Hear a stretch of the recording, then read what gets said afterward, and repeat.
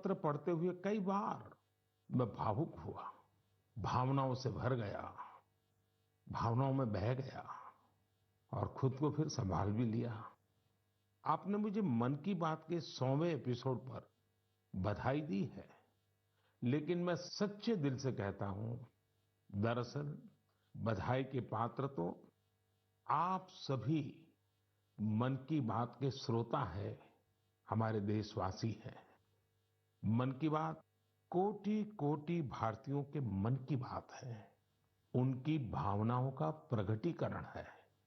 साथियों, 3 अक्टूबर 2014 विजयादशमी का वो पर्व था और हम सब ने मिलकर विजयादशमी के दिन मन की बात की यात्रा शुरू की थी। विजयादशमी यानी बुराई पर अच्छाई की जीत का पर्व। मन की बात भी देशवासियों की अच्छाइयों का, सकारात्मकता का एक अनोखा पर्व बन गया है।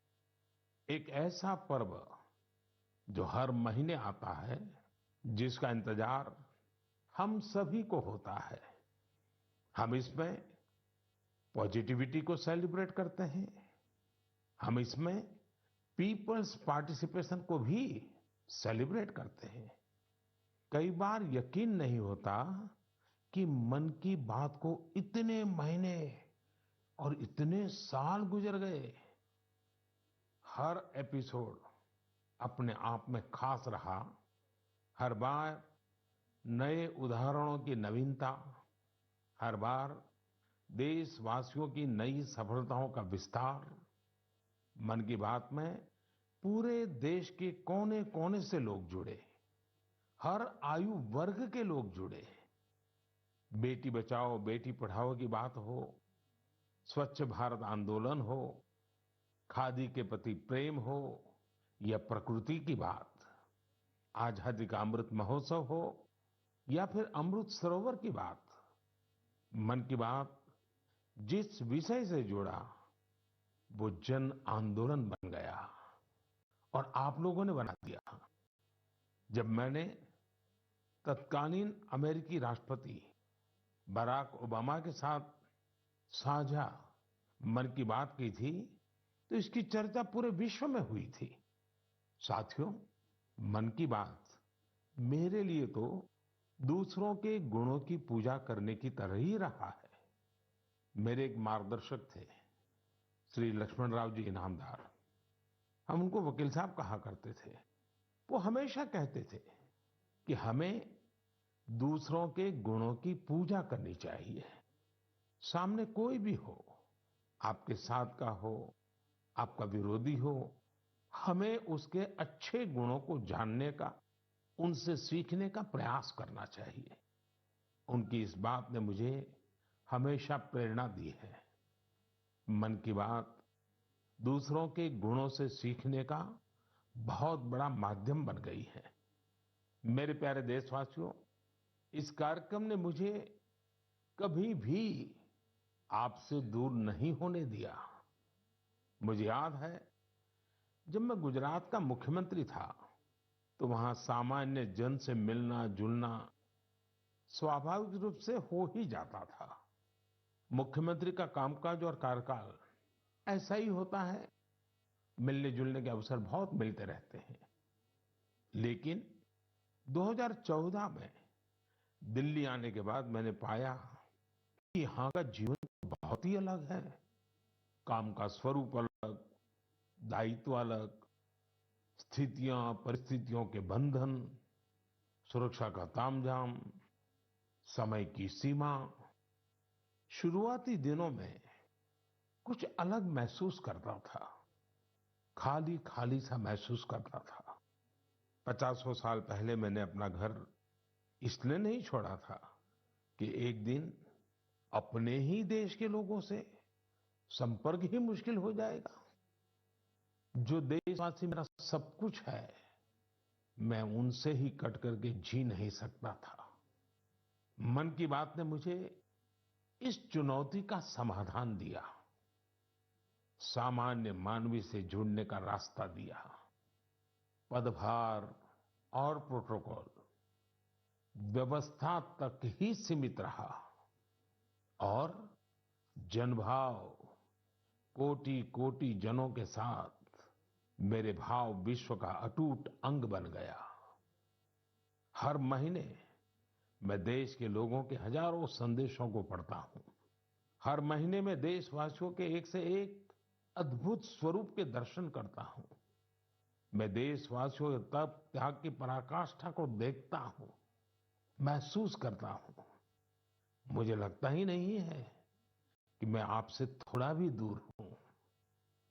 मेरे लिए मन की बात ये एक कार्यक्रम नहीं है। मेरे लिए एक आस्था, पूजा, व्रत है। जैसे लोग ईश्वर की पूजा करने जाते हैं तो प्रसाद की थाल लाते हैं, मेरे लिए मन की बात ईश्वर रूपी जनता जनार्दन के चरणों में प्रसाद की थाल की तरह है। मन की बात मेरे मन की आध्यात्मिक यात्रा बन गया है। मन की बात स्व से समष्टि की यात्रा है। मन की बात अहम से वयम की यात्रा है। यह तो मैं नहीं तू ही इसकी संस्कार साधना है। आप कल्पना करिए, मेरा कोई देशवासी 40-40 साल से निर्जन पहाड़ी और बंजर जमीन पर पेड़ लगा रहा है। कितने ही लोग 30-30 साल से जल संरक्षण के लिए बावड़ियां और तालाब बना रहे हैं, उसकी साफ सफाई कर रहे हैं। कोई 25-30 साल से निर्धन बच्चों को पढ़ा रहा है। कोई गरीबों की इलाज में मदद कर रहा है। कितनी ही बार मन की बात में इनका जिक्र करते हुए मैं भावुक हो गया हूं। आकाशवाणी के साथियों को कितनी ही बार इसे फिर से रिकॉर्ड करना पड़ा है। आज पिछला कितना ही कुछ आंखों के सामने आए जा रहा है। देशवासियों के इन प्रयासों ने मुझे लगातार खुद को खपाने की प्रेरणा दी है। साथियों, मन की बात में जिन लोगों का हम जिक्र करते हैं वे सब हमारे हीरोज हैं, जिन्होंने इस कार्यक्रम को जीवंत बनाया है। आज जब हम 100वें एपिसोड के पड़ाव पर पहुंचे हैं तो मेरी ये भी इच्छा है कि हम एक बार फिर इन सारे हीरोज के पास जाकर उनकी यात्रा के बारे में जानें। आज हम कुछ साथियों से बात भी करने की कोशिश करेंगे। मेरे साथ जुड़ रहे हैं हरियाणा के भाई सुनील जगलान जी। सुनील जगलान जी का मेरे मन पर इतना प्रभाव इसलिए पड़ा क्योंकि हरियाणा में जेंडर रेशियो पर काफी चर्चा होती थी और मैंने भी बेटी बचाओ बेटी पढ़ाओ का अभियान हरियाणा से ही शुरू किया था। और इसी बीच जब सुनील जी के सेल्फी विद डॉटर कैंपेन पर मेरी नजर पड़ी तो मुझे बहुत अच्छा लगा। मैंने भी उनसे सीखा और इसे मन की बात में शामिल किया। देखते ही देखते सेल्फी विद डॉटर एक ग्लोबल कैंपेन में बदल गया और इसमें मुद्दा सेल्फी नहीं थी, टेक्नोलॉजी नहीं थी। इसमें डॉटर को, बेटी को प्रमुखता दी गई थी। जीवन में बेटी का स्थान कितना बड़ा होता है, इस अभियान से यह भी प्रकट हुआ। ऐसे ही अनेकों प्रयासों का परिणाम है कि आज हरियाणा में जेंडर रेशियो में सुधार आया है। आइए आज सुनील जी से ही कुछ गप मार लेते हैं। नमस्कार सुनील जी। नमस्कार सर। मेरी खुशी बहुत बढ़ गई है सर आपकी आवाज सुनकर। Sunil ji, selfie with daughter हर किसी को याद है। अब जब इसकी फिर चर्चा हो रही है तो आपको कैसा लग रहा है? प्रधानमंत्री जी, ये असल में आपने जो हमारे प्रदेश हरियाणा से पानीपत की चौथी लड़ाई बेटियों के चेहरे पे मुस्कुराहट लाने के लिए शुरू की थी, जिसे आपके नेतृत्व में पूरे देश ने जीतने की कोशिश की है। तो वाकई ये मेरे लिए और हर बेटी के पिता और बेटियों को चाहने वालों के लिए बहुत बड़ी बात है। सुनील जी, अब आपकी बिटिया कैसी है? आजकल क्या कर रही है? जी, मेरी बेटियां नंदनी और याचिका है। एक 7th क्लास में पढ़ रही है, एक 4th क्लास में पढ़ रही है और आपकी बड़ी प्रशंसक हैं। आपकी उन्होंने आपके लिए थैंक यू प्राइम मिनिस्टर करके अपने क्लासमेट्स जो हैं लेटर भी लिखवाए थे असल में। वाह वाह वाह वाह अच्छा, बिटिया को आप मेरा और मन की बात के श्रोताओं का खूब सारा आशीर्वाद दीजिए। बहुत बहुत शुक्रिया जी, आपकी वजह से देश की बेटियों के चेहरे पे लगातार मुस्कान बढ़ रही है। बहुत बहुत धन्यवाद सुनील जी। जी शुक्रिया। साथियों, मुझे इस बात का बहुत संतोष है कि मन की बात में हमने देश की नारी शक्ति की सैकड़ों प्रेरणादायी गाथाओं का जिक्र किया है। चाहे हमारी सेना हो या फिर खेल जगत हो, मैंने जब भी महिलाओं की उपलब्धियों पर बात की है, उसकी खूब प्रशंसा हुई है। जैसे हमने छत्तीसगढ़ के देउर गांव की महिलाओं की चर्चा की थी।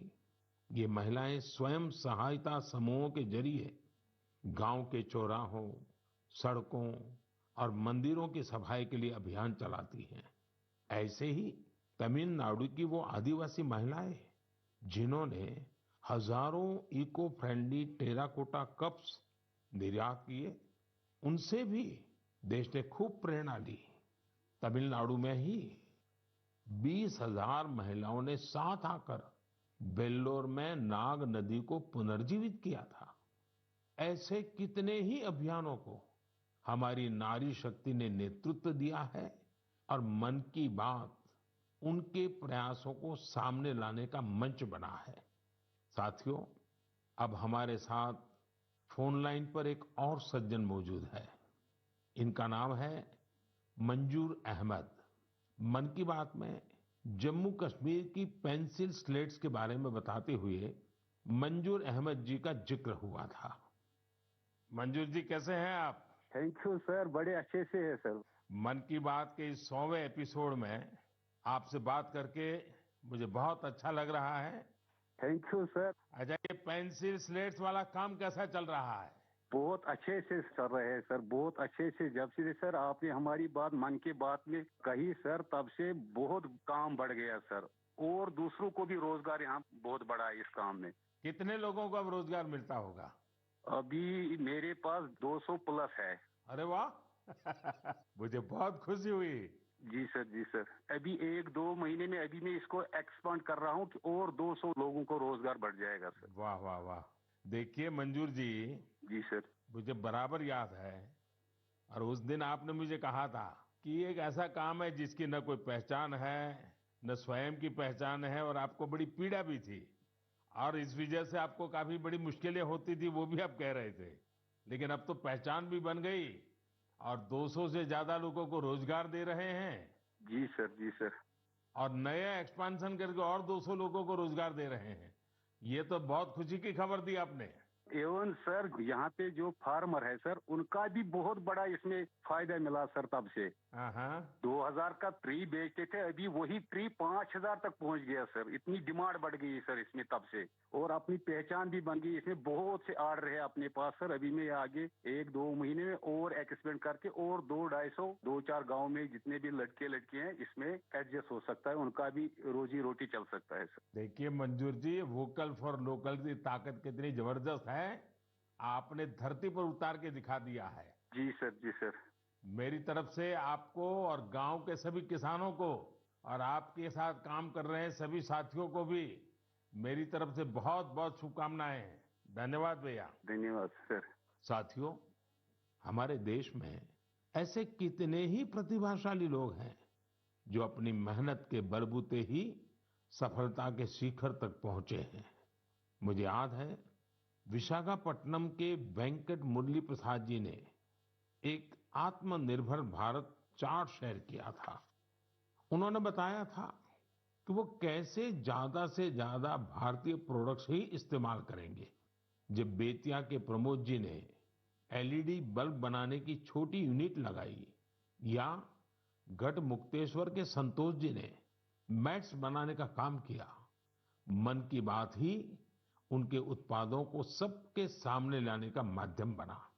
हमने मेक इन इंडिया के अनेक उदाहरणों से लेकर स्पेस स्टार्टअप्स तक की चर्चा मन की बात में की है। साथियों, आपको याद होगा कुछ एपिसोड पहले मैंने मणिपुर की बहन विजय शांति देवी जी का भी जिक्र किया था। विजय शांति जी कमल के रेशों से कपड़े बनाती हैं। मन की बात में उनके इस अनोखे इको फ्रेंडली आइडिया की बात हुई तो उनका काम और पॉपुलर हो गया। आज विजय शांति जी फोन पर हमारे साथ हैं। नमस्ते Vijay Shanti ji, how are you? Sir, I am fine. And how is your work going on? Sir, still working along with my 30 women. In such a short period, you have reached 30% team. Yes, sir. This year also more expand with 100 women in my area. So your target is 100 women. Yeah, 100 women. And now people are familiar with this lotus stem fiber? Yes, sir. Everyone know from Man Ki Baat program all over India. So now it's very popular. Yes, sir. From Prime Minister Man Ki Baat program, everyone knows about the lotus fiber. So now you got the market also. Yes, sir. I have got a market from USA also. They want to buy in bulk, in large quantities. But I want to give from this year to send the US also. So now you are exporter. Yes, sir. From this year, I export our product made in India, lotus fiber. So when I say vocal for local and now local for global. Yes, sir. I want to reach my product all over the globe of world. So congratulations and wish you best luck. Thank you, sir. Thank you. Thank you, Vijaya Shanti. Thank you, sir. साथियों, मन की बात की एक और विशेषता रही है। मन की बात के जरिए कितने ही जन आंदोलन ने जन्म भी लिया है और गति भी पकड़ी है। जैसे हमारे खिलौने, हमारी टॉय इंडस्ट्री को फिर से स्थापित करने का मिशन मन की बात से ही तो शुरू हुआ था। भारतीय नस्ल के श्वान, हमारे देशी डॉग्स, उसको लेकर जागरूकता बढ़ाने की शुरुआत भी तो मन की बात से ही की थी। हमने एक और मुहिम शुरू की थी कि हम गरीब छोटे दुकानदारों से मोलभाव नहीं करेंगे, झगड़ा नहीं करेंगे। जब हर घर तिरंगा मुहिम शुरू हुई, तब भी मन की बात ने देशवासियों को इस संकल्प से जोड़ने में खूब भूमिका निभाई। ऐसे हर उदाहरण समाज में बदलाव का कारण बने हैं। समाज को प्रेरित करने का ऐसे ही बीड़ा प्रदीप सांगवान जी ने भी उठा रखा है। मन की बात में हमने प्रदीप सांगवान जी की हीलिंग हिमालयज अभियान की चर्चा की थी। वो फोन लाइन पर हमारे साथ हैं। प्रदीप जी नमस्कार। सर जय हिंद। जय हिंद, जय हिंद भैया। कैसे हैं आप? सर बहुत बढ़िया, आपकी आवाज सुन के और भी अच्छी। आपने हिमालय को हील करने को सोची। हाँ जी सर। अभियान भी चलाया। आजकल आपका कैंपेन कैसा चल रहा है? सर बहुत अच्छा चल रहा है। 2020 से ऐसा मानिए कि जितना काम हम 5 साल में करते थे, अब वो 1 साल में ही हो जाता है। अरे वाह। हाँ जी सर। शुरुआत बहुत नर्वस हुई थी, बहुत डर था इस बात को लेके कि जिंदगी भर ये कर पाएंगे नहीं कर पाएंगे, पर थोड़ा सपोर्ट मिला और 2020 तक हम बहुत स्ट्रगल भी कर रहे थे। ऑनेस्टली लोग बहुत कम जुड़ रहे थे, बहुत सारे ऐसे लोग थे जो कि सपोर्ट नहीं कर पा रहे थे, हमारी मुहिम को इतना तवज्जो भी नहीं दे रहे थे। बट 2020 के बाद जब मन की बात में जिक्र हुआ, उसके बाद बहुत सारी चीजें बदल गई। मतलब पहले हम साल में 6-7 क्लीनिंग ड्राइव कर पाते थे, 10 क्लीनिंग ड्राइव कर पाते थे। आज की डेट में हम डेली बेसिस पे 5 टन कचरा इकट्ठा करते हैं अलग अलग लोकेशन से। अरे वाह। मन की बात में जिक्र होने के बाद आप सर बिलीव करें मेरी बात को कि मैं ऑलमोस्ट गिव अप करने की स्टेज पे था एक टाइम पे, और उसके बाद फिर बहुत सारा बदलाव आया मेरे जीवन में। और चीजें इतनी स्पीड अप हो गई कि जो चीजें हमने सोची नहीं थी। सो आई एम रियली थैंकफुल कि पता नहीं कैसे हमारे जैसे लोगों को आप ढूंढ लेते हैं, कौन इतनी दूर दराज एरिया में काम करता है, हिमालय के क्षेत्र में जाके बैठ के हम काम कर रहे हैं, सॉल्टिट्यूड पे काम कर रहे हैं, वहां पे आपने ढूंढा हमें, हमारे काम को दुनिया के सामने लेके आए। तो मेरे लिए बहुत इमोशनल मोमेंट था तब भी और आज भी कि मैं हमारे देश के जो प्रथम सेवक हैं उनसे मैं बातचीत कर पा रहा हूँ। मेरे लिए इससे बड़ी सौभाग्य की बात नहीं हो सकती। प्रदीप जी, आप तो हिमालय के चोटियों पर सच्चे अर्थ में साधना कर रहे हैं और मुझे पक्का विश्वास है अब आपका नाम सुनते ही लोगों को याद आ जाता है कि आप कैसे पहाड़ों की स्वच्छता अभियान में जुड़े हैं। हाँ जी सर। और जैसा आपने बताया कि अब तो बहुत बड़ी टीम बनती जा रही है और आप इतनी बड़ी मात्रा में डेली काम कर रहे हैं। हाँ जी सर। और मुझे पूरा विश्वास है कि आपके इन प्रयासों से, उसकी चर्चा से अब तो कितने ही पर्वतारोही स्वच्छता से जुड़े फोटो पोस्ट करने लगे हैं। हाँ जी सर, बहुत। ये अच्छी बात है। आप जैसे साथियों के प्रयास के कारण waste is also a wealth, ये लोगों के दिमाग में अब स्थिर हो रहा है और पर्यावरण की भी रक्षा हो रही है और हिमालय का जो हमारा गर्व है उसको संभालना, संवारना, वो सामान्य मानवी जुड़ रहा है। प्रदीप जी, बहुत अच्छा लगा मुझे। बहुत बहुत धन्यवाद भैया। Thank you sir, thank you so much. जय हिंद। साथियों, आज देश में टूरिज्म बहुत तेजी से ग्रो कर रहा है। हमारे ये प्राकृतिक संसाधन हो, नदियां, पहाड़, तालाब या फिर हमारे तीर्थ स्थल हो, उन्हें साफ रखना बहुत जरूरी है। ये टूरिज्म इंडस्ट्री की बहुत मदद करेगा। पर्यटन में स्वच्छता के साथ साथ हमने इनक्रेडिबल इंडिया मूवमेंट की भी कई बार चर्चा की है। इस मूवमेंट से लोगों को पहली बार ऐसे कितनी जगहों के बारे में पता चला जो उनके आसपास ही थे। मैं हमेशा ही कहता हूं कि हमें विदेशों में टूरिज्म पर जाने से पहले हमारे देश के कम से कम 15 टूरिस्ट डेस्टिनेशन पर जरूर जाना चाहिए। और यह डेस्टिनेशन जिस राज्य में आप रहते हैं वहां के नहीं होने चाहिए, आपके राज्य से बाहर किसी अन्य राज्य के होने चाहिए। ऐसे ही हमने स्वच्छ सियाचिन, सिंगल यूज प्लास्टिक और ई वेस्ट जैसे गंभीर विषयों पर भी लगातार बात की है। आज पूरी दुनिया पर्यावरण के जिस इशू को लेकर इतना परेशान है, उसके समाधान में मन की बात का ये प्रयास बहुत अहम है। साथियों, मन की बात को लेकर मुझे इस बार एक और खास संदेश यूनेस्को की डीजी ऑद्रे ऑजुले का आया है। उन्होंने सभी देशवासियों को 100 एपिसोड की इस शानदार जर्नी के लिए शुभकामनाएं दी हैं। साथ ही उन्होंने कुछ सवाल भी पूछे हैं। आइए पहले यूनेस्को की डीजी के मन की बात सुनते हैं। Namaste, Excellency, dear Prime Minister. On behalf of UNESCO, I thank you for this opportunity to be part of the 100th episode of the Man Ki Baat radio broadcast. UNESCO and India have a long common history. We have very strong partnerships together in all areas of our mandate: education, science, culture, and information. And I would like to take this opportunity today to talk about the importance of education. UNESCO is working with its member states to ensure that everyone in the world has access to quality education by 2030. With the largest population in the world, could you please explain the Indian way to achieving this objective? UNESCO also works to support culture and protect heritage. And India is chairing the G20 this year. World leaders will be coming to Delhi for this event. Excellency, how does India want to put culture and education at the top of the international agenda? I once again thank you for this opportunity and convey my very best wishes through you to the people of India. À bientôt. Merci beaucoup. Thank you, Excellency. I'm happy to interact with you in the 100th Man Ki Baat program. I'm also happy that you have raised the important issues of education and culture.